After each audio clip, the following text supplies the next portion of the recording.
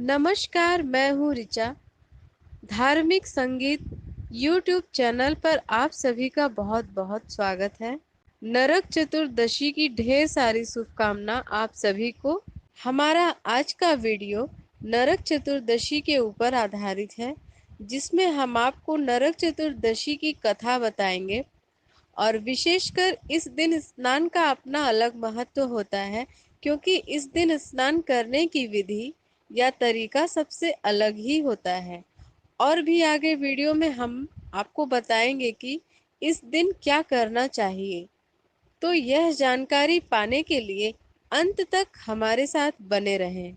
दीपावली से एक दिन पहले नरक चतुर्दशी का पर्व मनाया जाता है। नरक चतुर्दशी का पर्व कार्तिक मास के कृष्ण पक्ष की चतुर्दशी तिथि के दिन मनाया जाता है। इस दिन भगवान कृष्ण, हनुमान जी, यमराज और माँ काली के पूजन का विधान है। इसे नरक चतुर्दशी के अलावा यम चतुर्दशी, रूप चतुर्दशी, रूप चौदस और छोटी दिवाली के नाम से भी जाना जाता है। नरक चतुर्दशी के दिन सौंदर्य और आयु प्राप्ति होती है।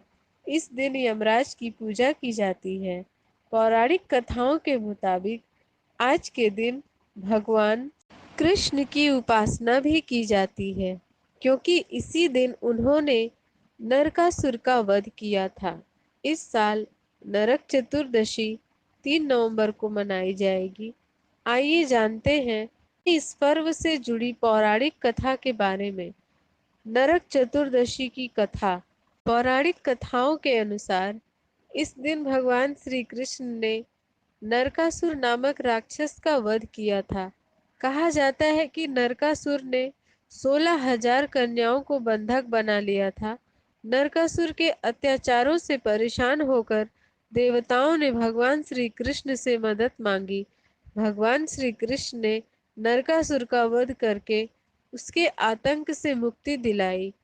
इसके बाद नरकासुर के बंधन से मुक्त कराई गई कन्याओं को सामाजिक मान्यता दिलाने के लिए भगवान कृष्ण ने सभी को अपनी पत्नी के रूप में स्वीकार किया।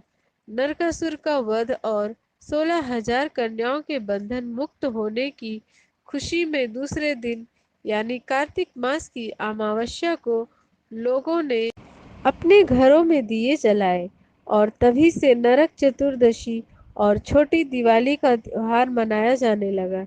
इस दिन नरक की यातनाओं की मुक्ति के लिए कूड़े के ढेर पर दीपक जलाया जाता है। इस दिन को नरक चौदस के नाम से भी जाना जाता है। नरक चतुर्दशी स्नान विधि। नरक चतुर्दशी के दिन ब्रह्म मुहूर्त पूर्व उठकर स्नान करने का विशेष महत्व है।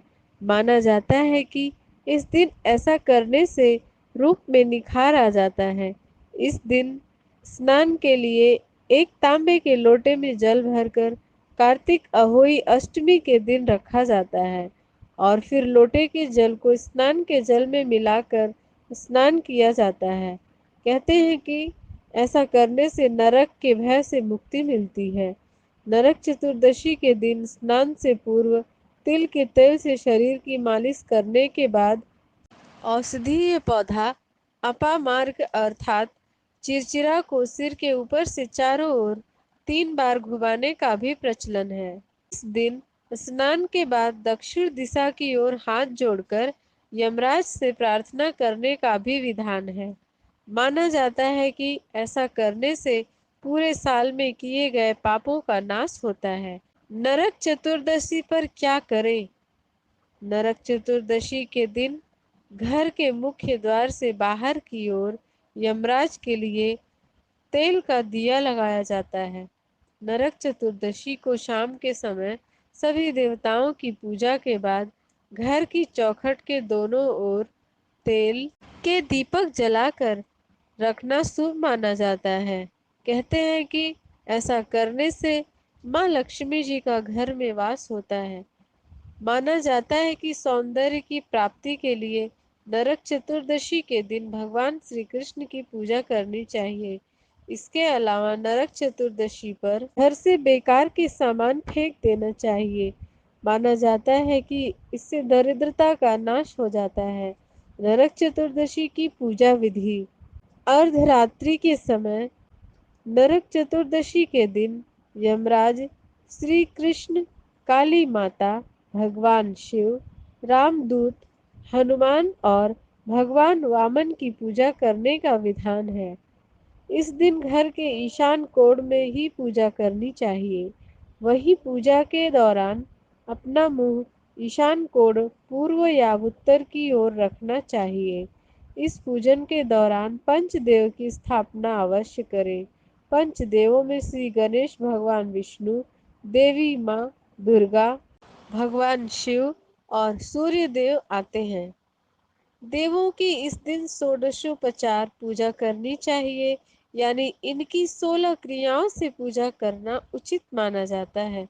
षोडशोपचार पूजा में पाद्य अर्घ्य, आचमन स्नान, वस्त्र आभूषण, गंध पुष्प, धूप दीप, नैवेद्य, आचमन तांबुल, स्तव पाठ, तर्पण और नमस्कार शामिल होते हैं।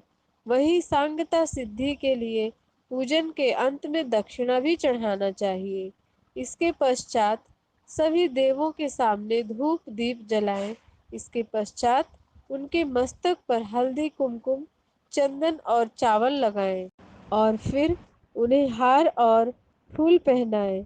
पूजन में अनामिका अंगुली यानी कि रिंग फिंगर से गंध, चंदन, कुमकुम, अबीर, गुलाल, हल्दी आदि लगाना श्रेष्ठ माना जाता है। षोडशोपचार की समस्त सामग्री से इसी तरह पूजा करें। वहीं पूजा के दौरान उनके मंत्र का भी जाप करें। पूजा के पश्चात प्रसाद या नैवेद्य भोग चढ़ाएं। यहाँ इस बात को निश्चित कर लें कि प्रसाद या नैवेद्य भोग में नमक, मिर्च और तेल का प्रयोग नहीं किया जाना चाहिए। इसके साथ ही हर पकवान पर तुलसी का एक पत्ता जरूर रखें। अंत में सभी देवों की आरती कर पश्चात नैवेद्य चढ़ाकर पूजा का समापन करें। मुख्य पूजा के बाद प्रदोष काल में मुख्य द्वार या आंगन में दिए जलाएं। इनमें से एक दिया विशेषकर यम के नाम का भी जलाएं। वहीं रात्रि के दौरान घर के सभी कोने जहाँ विशेषकर अंधेरा रहता है वहां अवश्य दिए जलाएं।